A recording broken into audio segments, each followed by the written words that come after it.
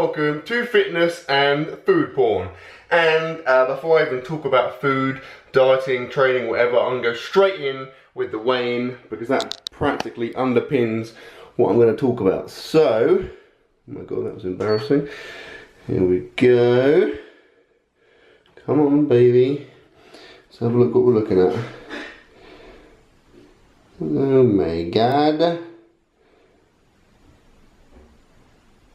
It's taken a while. 102.1 kilograms, which is pretty much exactly the same as I was last week. I think that's what, 224 pounds, something like that. Basically, watch my Fitness and Food Porn from last week and I'll tell you the conversion there. It's exactly the same. My phone's downstairs.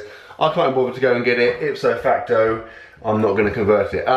So, that is basically maintenance, which is kind of the plan right now. I'm just literally, my diet right now, I'm just trying to keep it fairly consistent in terms of calories. I'm trying to eat roughly the same amount each day. What I find is that, you know, one day maybe I think I haven't had enough food, the next day I'll compensate and eat more, and vice versa. If, you know, if I go crazy and go out and from a gigantic meal and with loads of dessert and stuff, one day I might eat a little bit less the next day. But to be honest, I'm just kind of doing it by feel. And obviously it's working quite well because I am maintaining. And obviously I'm trying to put on some muscle mass as well, particularly with my legs, so I'm looking for a little increase with that as well, but I'm pleased. So in terms of training, it's been good. It's been a bit disjointed. We went to Brussels this week, just gone, so I didn't train for 2 days. I missed kind of the middle of the week, but obviously the flip side of that, which is what is always the case, when I find if I miss a few bodybuilding workouts, when I then come back to doing them, I feel really, really good. Like I feel like I'm getting loads of muscle engagement, and the pump you get is really, really nice. So that's always a bonus.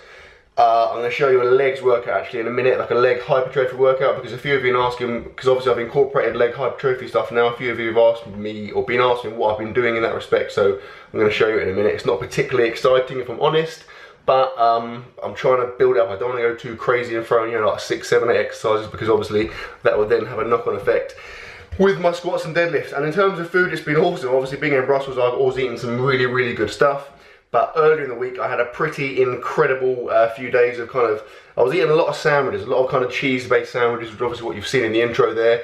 And so I thought I'd just continue that trend and show you some of that. So I know you love hearing me stand in my bathroom talking about things, but I'm going to get on with the training and the food. So without further ado, here we go. Here we go. So this is a legs hypertrophy workout I did earlier in the week, and as is always the case with my sessions, I will always start with one of the big 3 lifts. It's always squats, deadlifts, or bench first. In this series, I don't normally show that, only because it's obviously not really bodybuilding stuff, but because this is a leg session, a leg workout, I thought I'd show you the squats first, because it kind of does relate. So this session was 5 sets of 5 at about, I guess about 75%, 80% of my max, so pretty light, just a bit of kind of basic volume stuff.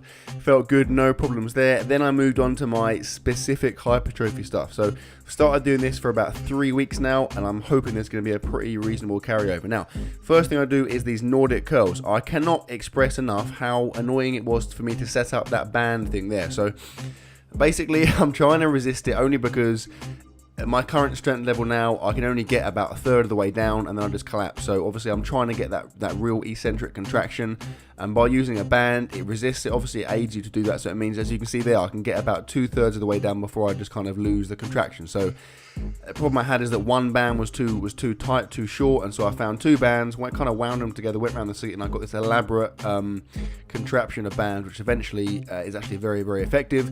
And the plan will be, obviously, as I get better, I can hopefully make it looser and eventually do them without any band resistance at all.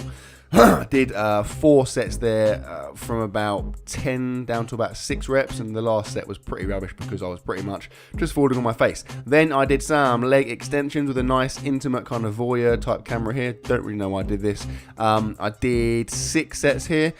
So the first 5 sets were heavy, 10 to about 12 reps. The 6th set was a really quick drop set of about 15 or 16 reps. And I did exactly the same thing on the lying leg curl. I was doing these as seated leg curls, but I believe there's a lot better carryover between a lying leg curl compared to a seated leg curl when you go to like deadlifts and stuff.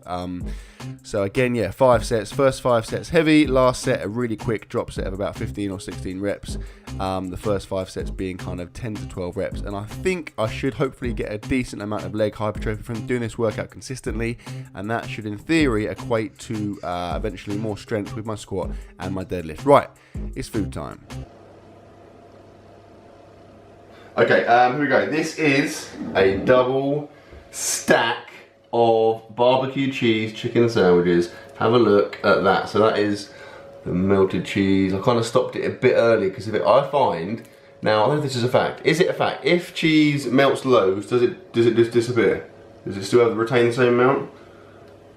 I'm asking you that, says that wasn't rhetorical. Sorry, I don't know. You don't know. I feel like when you grill cheese loads and loads and loads, it just kind of diminishes, and by the end you're left with, like, I can put a massive slab on and by the end it's just like almost nothing. So I think when you over grill it, you lose the amount of cheese. It just goes somewhere. Maybe the oven eats it, I don't know. So that's been cut a bit short. This one is pretty textbook. If you get a little shot in here and I open it up.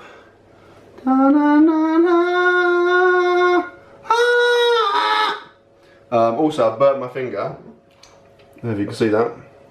You see that? Yep. It's pretty bad, isn't it? I foolishly put the plate with the stuff on in the oven, in the grill. I took it out with the, what do we call it, tea towel in this hand, then I for some reason transferred it to this hand without the tea towel. It took me like 2 seconds to realise it was really, really hot. I put it down, but the damage had been done.